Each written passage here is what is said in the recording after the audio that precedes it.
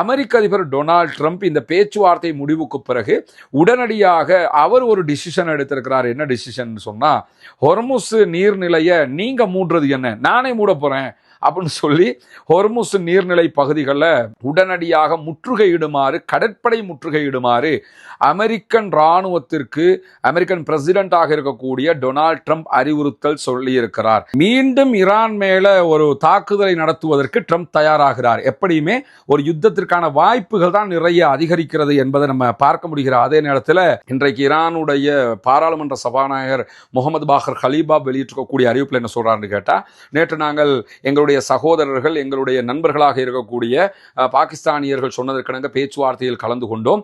ஆனால் எங்களுடைய நம்பிக்கையை வென்றெடுப்பதற்கு அமெரிக்கா தவறிவிட்டது.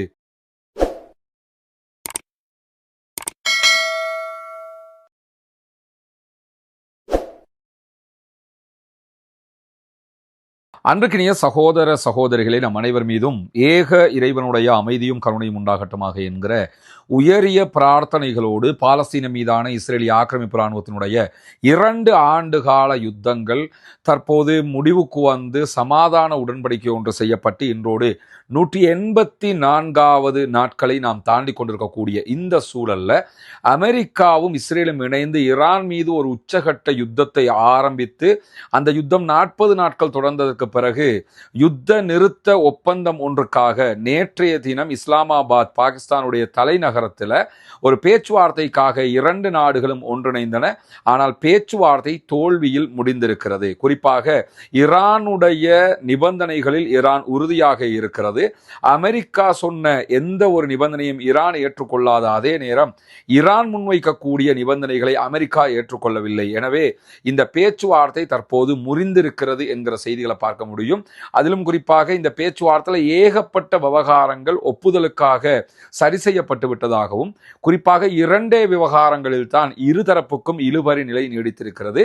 அதிலே முதலாவதாக ஈரானுடைய அணு உற்பத்தி, குறிப்பாக யுரேனியம் செறிவூட்டுதல் தொடர்பில் இனிமேல் ஈரான் யுரேனியத்தை செறிவூட்டக்கூடாது என்பதில் அமெரிக்கா உறுதியாக இருந்ததாகவும், யுரேனியத்தை நாங்கள் செறிவூட்டுவோம் ஆனால் அணு ஆயுதத்தை நாங்கள் தயாரிக்க மாட்டோம் என்பதில் ஈரான் உறுதியாக இருந்த நிலையில அது ஒரு விடாப்பிடி பிரச்சனையாக மாறி இருக்கிறது. 2வது விவகாரமாக ஹொர்முஸ் நீர்நிலை பரப்பை முழுவதுமாக ஈரான் ஓபன் பண்ணனு திறக்கணும். அதிலே பயணிக்கிற எந்த கப்பல்களிடத்திலையும் அவங்க எந்த விதமான நிதிகளையும் அறவிடக்கூடாது, அதை ஒரு டோல்கேட்டாக பயன்படுத்தக்கூடாது.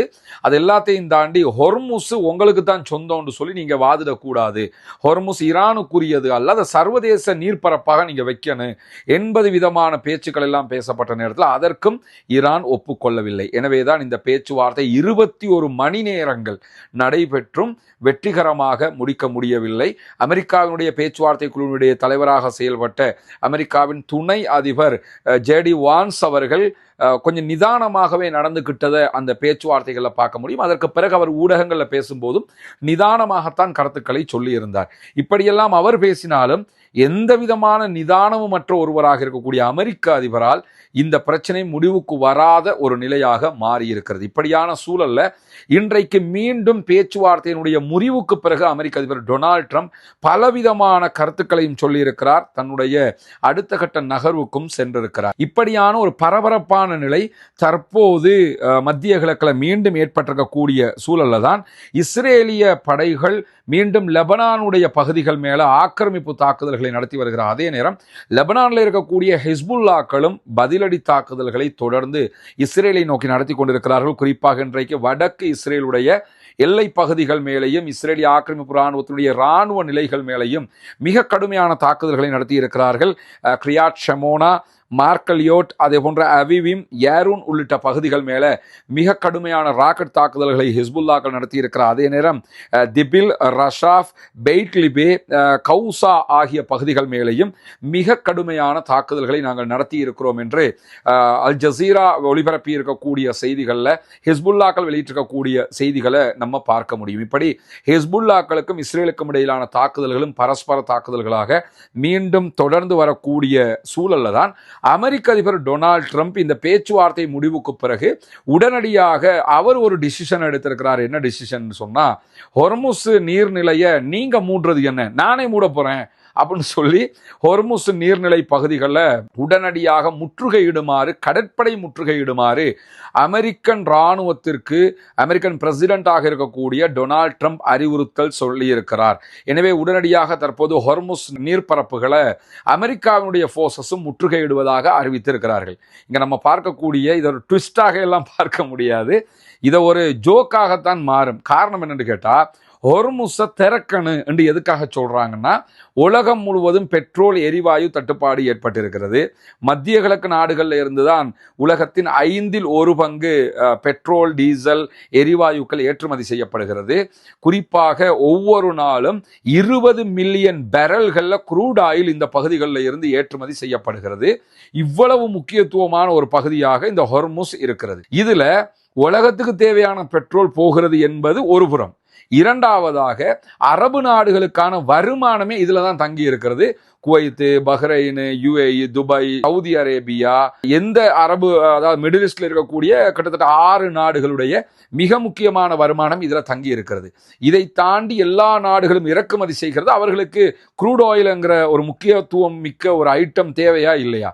இந்த பிரச்சனைக்கு ஹொர்முஸை திறக்கிறது தானே முடிவு. ஒருத்தன் மூடி வச்சிருக்கிறான், நான் எதையுமே உனக்கு வியாபாரம் பண்ண முடியாது, உள்ள வர முடியாது, வெளியே போக முடியாதுன்னு மூடி வச்சிருக்கிறான் ஈரான். அதே வேலையை இப்ப அமெரிக்காக்காரன், நீ என்னடா மூடி வைக்கிறது, நானும் மூடி வைக்கிறேன்னா, மூடி வைக்கிறதாண்டா பிரச்சனையே. உலகம் முழுக்க இதை திறங்கன்னு ஏன் சொல்றாங்கன்னு கேட்டா, இதை திறக்கலைன்னா எதுவுமே கிடைக்காது. கிடைக்காத போது உலகமே ஸ்தம்பிச்சு நிக்குது. உலகம் ஸ்தம்பிச்சு நிக்குது, அதுல இருந்து உலகத்தை மீட்டெடுக்கணும். எனவே நீங்க ஹொர்முஸை ஓபன் பண்ணுங்கன்னு சொல்லி சொன்னா, அது என்ன நீங்க ஸ்தம்பிக்க வைக்கிறது, நானே ஸ்தம்பிக்க வைக்கிறேன்னு சொல்லி இந்த ஆளு நான் முற்றுகையிடுகிறேன் அப்படின்னு சொல்லி அறிவிச்சிருக்கிறாரு. இது எந்த வகையான ராஜதந்திரம் அல்லது எந்த வகையான புத்திசாலித்தனம், எந்த வகையான சிந்தனை கெட்டுகிற காரியம்னு கொஞ்சம் நிதானமா யோசிச்சு பார்த்தீங்கன்னா, இந்த ஆள் ஏன் இப்படி இருக்கிறாருங்கிற மாதிரி ஒரு கேள்வி எழுந்துவிடும். தனக்கு ஜெயிக்க முடியல, இராணுவ பலத்தினால ஜெயிக்க முடியல, ஈரானை அழிக்க முடியல, ஈரான்ல எதையுமே பண்ண முடியலன்னு தெரிஞ்சிருச்சு. அதற்கு பிறகு இப்படியான ஒரு முறையை அவர் கையில் எடுத்திருக்கிறார். ட்ரம்பினுடைய இந்த அறிவிப்பும் இந்த நிலைப்பாடுகளும் எதை உணர்த்துதுன்னு சொல்லி சொன்னா, மீண்டும் ஈரான் மேல ஒரு தாக்குதலை நடத்துவதற்கு ட்ரம்ப் தயாராகிறார். எப்படியுமே ஒரு யுத்தத்திற்கான வாய்ப்புகள் தான் நிறைய அதிகரிக்கிறது என்பதை நம்ம பார்க்க முடிகிற அதே நேரத்தில் மிக தெளிவாக இன்றைக்கு அமெரிக்க அதிபர் டொனால்ட் ட்ரம்ப் சில செய்திகளை அவருடைய ட்ரூத் சோஷியல் பக்கத்தில் சொல்லி இருக்கிறாரு. உலகம் முழுவதும் இதுதான் டாக் ஆஃப் த டே ஆக மாறி இருக்கிறது. அவர் சொல்லக்கூடிய செய்திகள் என்னன்னு கேட்டா, அணுசக்தி லட்சியங்களை கைவிடுவதற்கு ஈரான் தயாரில்லை, அதனாலதான் நாங்க இந்த பேச்சுவார்த்தை தோல்வி அடைஞ்சிருக்குங்கிறாரு. ஈரான் தெளிவா என்ன சொல்றாங்கன்னு கேட்டா, அணுசக்தி லட்சியங்கள்ல நாங்க யுரேனியத்தை செறிவூட்டுவது எங்க நாட்டுக்குரிய தேவைக்காக பண்ணிக்கிட்டு இருக்கிறோம், நாங்க அணு ஆயுதம் பண்றதுக்கு இல்லை, அணு ஆயுதம் நாங்க பண்ண மாட்டோம், அதை நீங்க வேண்டிய மாதிரி கண்காணிச்சுக்கிறீங்கன்னு சொல்லும் போதும் இல்லை நீங்க அணு ஆயுதம் தான் பண்றீங்கன்னு சொல்றது எந்த வகையான நியாயம் என்பதுதான் ஈரானுடைய கேள்வியாகவும் இருக்கிறது. அதை தாண்டி ஈரானியர்களுடைய வாதம் என்னன்னா, இந்த யுரேனியத்தை செறிவூட்டுவது, அணு ஆயுதத்தை நோக்கி அடுத்த கட்ட பயணம், இது எல்லாமே நாங்க சொந்தமாக எங்களுடைய அறிவை கொண்டு உருவாக்கியது, எங்க அறிவையே நீங்க மட்டுப்படுத்தி கீழே விழுத்தாட்டுகிற வேலையை செய்யும் போது நாங்க அதுக்கு ஒத்துக்கிற முடியாது அப்படிங்கிறாங்க. ஏன்னா இந்த அணு தேவைகளை பொறுத்தவரையில, அணு ஆயுதம் தொடர்பான விவகாரங்களை பொறுத்தவரையில இது எந்த நாடும் இன்னொரு நாட்டுக்கு பகிர்ந்து கொள்ளாது, ஒவ்வொரு நாடும் தனித்தனியாகத்தான் இதை கண்டுபிடித்துக் கொள்வார்கள். எனவேதான் எங்க அறிவை நாங்க விட்டுக் கொடுக்க முடியாதுங்கிறதுல ஈரான் கடுமையாக இருக்கக்கூடிய சூழல்ல எங்களுடைய இராணுவ நடவடிக்கைகளை இறுதி வரை தொடர்வதை விட ஒப்புக்கொள்ளப்பட்ட அம்சங்கள் ரொம்ப நல்லதுதான் அப்படிங்கிறார் டொனால்ட் ட்ரம்ப். இந்த ஒரே யுத்தம் பண்ணிக்கிட்டு இருக்கிறத விட இப்ப நம்ம ஒப்புக்கொண்டிருக்கக்கூடிய விவகாரம் இருக்குல்ல, அதெல்லாம் ரொம்ப சூப்பரான விஷயம்.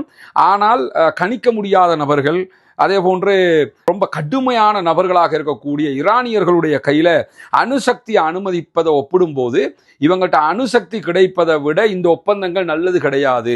இந்த ஒப்பந்தம் ஆல்ரெடி நல்லதுதான், ஆனா இந்த ஒப்பந்தம் நல்லதா, இவங்கள்ட்ட அணுசக்தி கிடைப்பது நல்லதான்னு கேட்டா, ஒப்பந்தத்தை நம்ம கவனிச்சோம்னு சொன்னா அணுசக்தி கிடைச்சிரும், ஏன்னா இவங்கள்ட்ட அணுசக்தி கிடைச்சிடக்கூடாது, அதனாலதான் நான் இவ்வளவு கடுமையா இருக்கிறேன் அப்படின்னு சொல்லக்கூடியவர். எனவே இனிமே ஒண்ணுமே கிடையாது, நாங்க அடுத்த கட்டத்துக்கு போறோம் அப்படின்னு சொல்றாரு. அதை தாண்டி மேலதிகமாக என்ன சொல்றாருன்னா, வாஷிங்டன் ஆயுதங்களை சுமந்த நிலையில் இருக்கிறது, அதாவது யுத்தத்துக்கு தயாராக இருக்கிறோம்னு சொல்றாரு. பொருத்தமான தருணத்துல இராணுவ கேப்பபிலிட்டியை பயன்படுத்தி நாங்க அட்டாக்குக்கு போவோம்ங்கிறத அவர் சொல்லாம சொல்லக்கூடிய அந்த காட்சிகள் அதுல பார்க்கிற அதே நேரத்துல ஹொர்முஸ் ஜலசந்திக்கு நுழையக்கூடிய அல்லது வெளியேறக்கூடிய எந்த கப்பல்களையும் அமெரிக்கா இனிமேல் முற்றுகையிடும் அப்படிங்கிறாரு. ஈரான்காரன் எதை செஞ்சானோ அதை நான் செய்வேன், அப்படின்னு சொல்லிக்கிட்டு இருக்கிறாரு. இதுக்கு அவர் சொல்லக்கூடிய ஒரு முக்கியமான காரணம் என்னன்னு கேட்டா, ஈரானியர்கள் டோல்கேட் விதிக்க போறாங்க, அவங்களுக்கு காசு கட்டிட்டு போக சொல்றாங்க, ஈரானுக்கு எதுக்கு காசு கட்டிட்டு போகணும், இனிமே நாங்களே அந்த வேலையை பண்ண போறோம் அப்படின்னு சொல்லி, அதாவது ஈரான் சம்பாதிச்சிருவானே நம்மளே சம்பாதிச்சுட்டு போயிடுவோம்ங்கிற மாதிரி. நீ சம்பாதிக்கிறதுக்கு அவன் கப்பலை விடணும்ல, அவன் உள்ள போகும்போது இவனை தாண்டி போயாச்சுன்னு வைங்க, ஈரானை தாண்டி போக முடியுமா? வெளியே வரும்போது ஈரானை தாண்டி வெளியே வந்தா தானே இவனை தாண்டி வெளியே போக முடியும். அவன் விட்டா தானே எல்லாத்துக்கும் உள்ளது. அதை புரியாம இந்த ஆள் இவ்வளவு தூரம் பேசியிருப்பது மட்டுமல்லாம, நாங்க இதை விட்டு கொடுக்கவே மாட்டோம் என்று சொல்லி மிக கடுமையாக பேசியிருக்கிறார். அதை தாண்டி இதெல்லாம் அவர் ட்ரூத் சோஷியல் பேஜில் எழுதினது. அதற்கு பிறகு இன்றைக்கு அவரிடத்துல ஃபாக்ஸ் நியூஸ் ஏஜென்சி சில கேள்விகளை கேட்குறாங்க. அதுக்கு அவர் பேசுகிற பேச்சு என்னன்னா, ஒரு நாள்லயே ஒன் டேலேயே ஈரான் எனக்கு அழிக்க முடியும் அப்படிங்கிறாரு.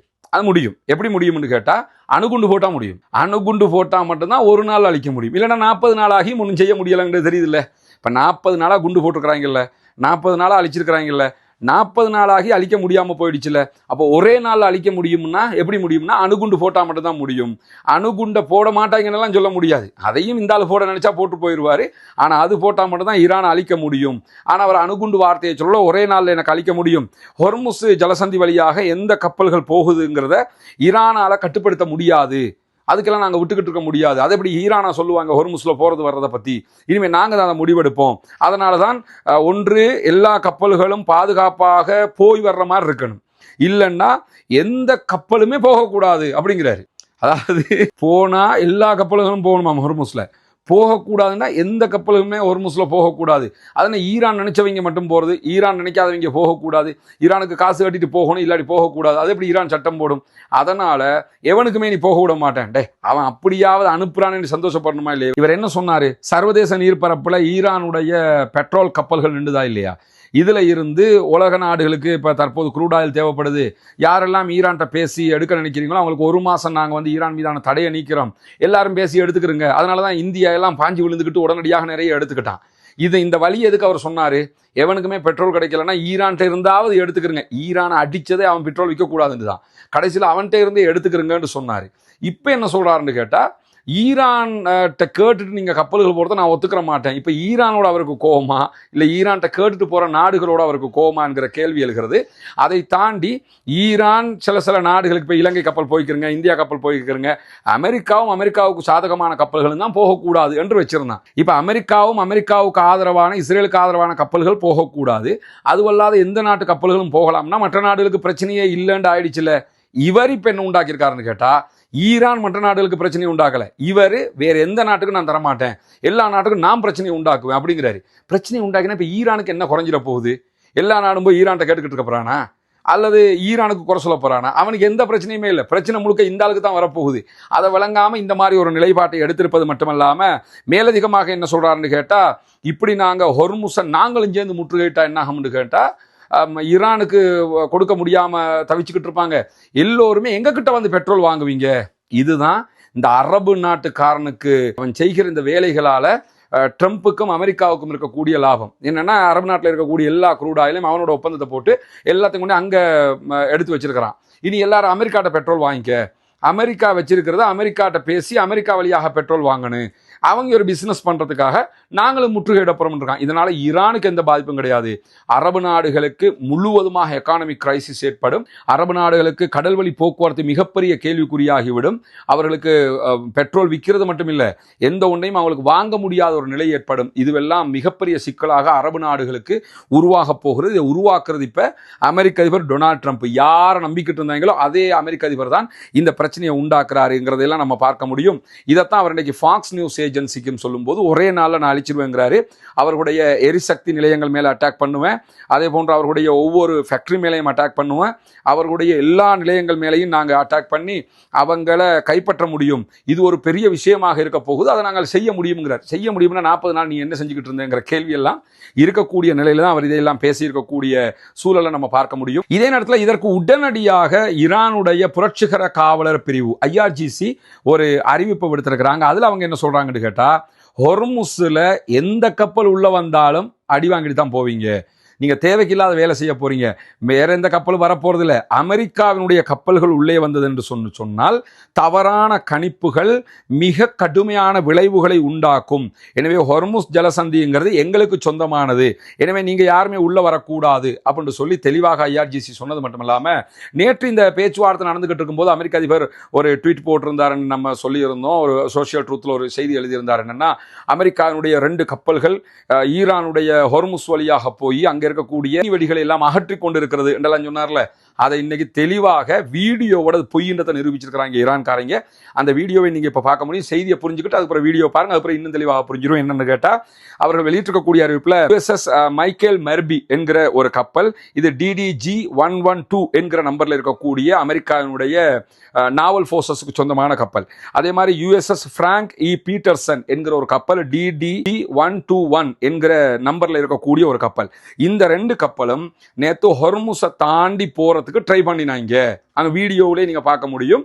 ட்ரை பண்றாங்க. ட்ரை பண்ணும் போதே உடனடியாக ஈரானுடைய கடற்படை IRGC அதை வழிமறைச்சு என்ன பண்றாங்கன்னா, நீங்க உள்ள நுழைய ட்ரை பண்றீங்க, உள்ள நுழைஞ்சா உங்களுக்கு அட்டாக் பண்ணுவோம், உடனே ரிட்டர்ன் போங்க அப்படிங்கிறான். ஏன்னா சமாதான பேச்சு வேற இருக்குது. சமாதான பேச்சு இல்லாட்டி அடிதான், அது வேற விஷயம். நீங்க உள்ள வர ட்ரை பண்றீங்க, உள்ள வந்தீங்கன்னா அடிப்போம்னு சொல்லி தெளிவாகவே உங்களுக்கு அட்டாக் பண்ணுவோம்னு சொல்லி அவங்க சொல்றாங்க. ஆனா அமெரிக்க அதிபர் என்ன சொன்னான்னா, ஈரான்ட கடற்படை இல்லை, ஈரான் இடத்துல ஆயுதம் இல்லை, ஈரான் இடத்துல அது இல்லை இது இல்லைன்னாரு. அவன் வீடியோவே போட்டுட்டு இருக்கிறான். நீ உள்ள வந்த அடிப்போம்னு சொல்லி சொன்னோம், உடனே அவங்க பின் வாங்கி போயிட்டாங்க. உள்ள வரவே இல்லை, உள்ள வரவே இல்லை. சில நேரம் இந்த ஆளுக்கு சொல்றாங்களோ நாங்கள் உள்ள போனோம், நாங்கள் கிழித்து விட்டோம், இந்த ஆளை போட்டு ஏமாத்திக்கிட்டு இருக்கிறாங்களோ தெரியல. ஆனால் இந்த ஆள் சொன்னது பொய்ங்கிறது மிக தெளிவாக நிரூபிக்கப்பட்டிருக்கக்கூடிய நேரத்தில் தான் இன்றைக்கு பல ஆய்வாளர்களும் என்ன சொல்றாங்கன்னா, ஹொர்முஸுக்கு உள்ள நுழைய நினைச்சாலே அமெரிக்கா மேலே ஈரான் கண்டிப்பாக அட்டாக் பண்ணுவாங்க. ஈரான் நேற்றே மறந்துட்டாங்க உள்ள இந்த கப்பலையும் விடலன்னு, அது கன்ஃபார்மும் ஆயிடுச்சு. அதை மீறி போனாங்கன்னா கன்ஃபார்மாக அட்டாக் பண்ணுவாங்கன்னு சொல்லி தெஹ்ரான் பல்கலைக்கழகத்தினுடைய பேராசிரியர் ஃபவாட் இசாதி அவர்கள் சொல்லியிருக்கக்கூடிய தரவுகளையும் இன்றைக்கு அல் ஜசீரா சுட்டி காட்டுகிற அதே நேரத்தில் இன்றைக்கு ஈரானுடைய பாராளுமன்ற சபாநாயகர் முகமது பாகர் ஹலீபா வெளியிட்டிருக்கக்கூடிய அறிவிப்பில் என்ன சொல்றாருன்னு கேட்டால், நேற்று நாங்கள் எங்களுடைய சகோதரர்கள் எங்களுடைய நண்பர்களாக இருக்கக்கூடிய பாகிஸ்தானியர்கள் சொன்னதற்கிணங்க பேச்சுவார்த்தையில் கலந்து கொண்டோம். ஆனால் எங்களுடைய நம்பிக்கையை வென்றெடுப்பதற்கு அமெரிக்கா தவறிவிட்டது. அதாவது அமெரிக்கா இவங்க என்ன சொல்றாங்கன்னா, எங்களுக்கு நம்பிக்கை வரணும், நம்பிக்கை வந்தால் மட்டும்தான் நாங்கள் உங்களோட பேச்சுவார்த்தை நடத்துவோம், இங்க நீங்க சொல்லி சரண்டர் ஆக வேண்டிய தேவை எங்களுக்கு இல்லைங்கிறத மிக தெளிவாக சொல்லி இருக்கிறாரு.